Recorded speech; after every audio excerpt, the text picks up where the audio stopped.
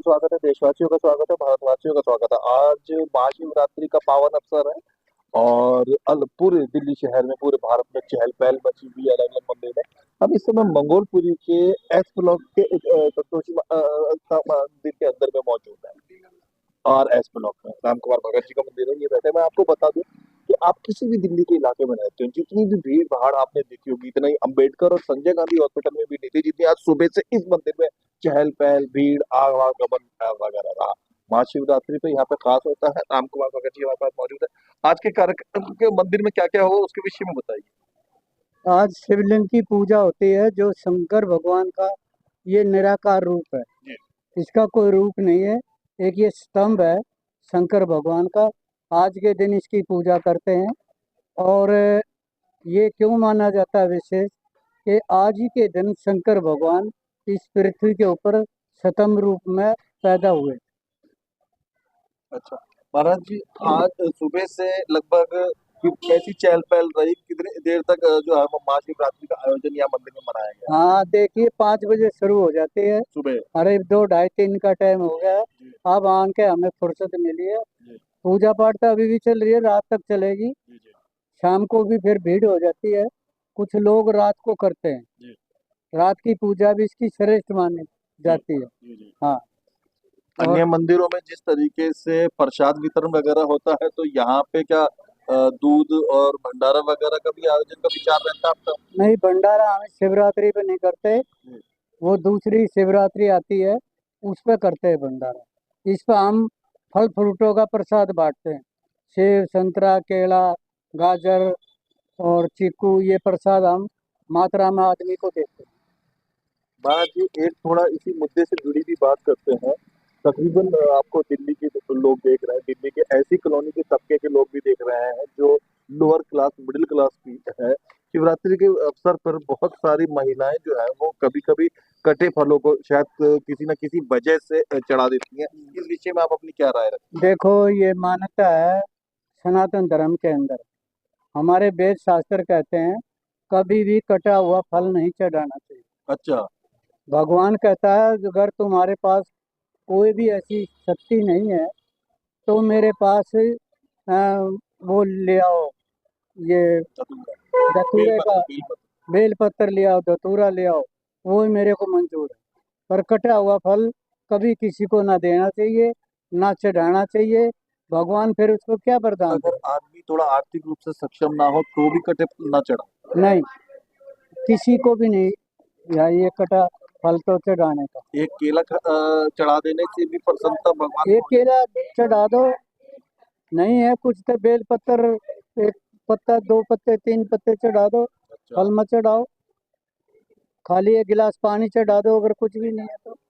हाँ, कहने का अर्थ ये है कि कटा फल जो है ना वो भगवान का ना हाँ, पशुओं का ना ना बच्चों का वो किसी के किसी के काम का काम में नहीं नहीं आता। आता, वो कूड़े में चला जाता है।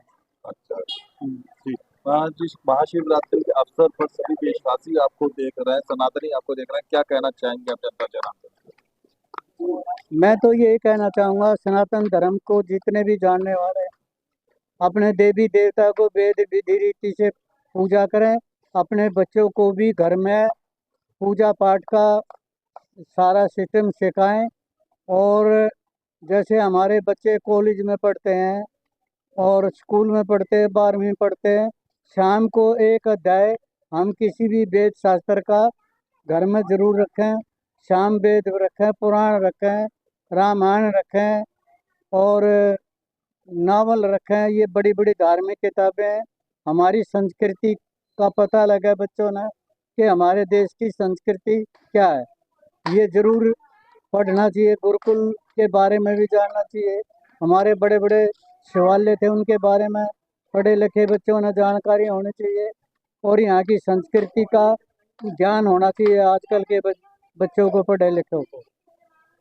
महाराज जी, ये तो हमने अच्छाई और धर्म कर्म की बातें करी। एक थोड़ा बुराई को दूर करने वाली बात की तरफ भी हम थोड़ा सा बढ़ते हैं।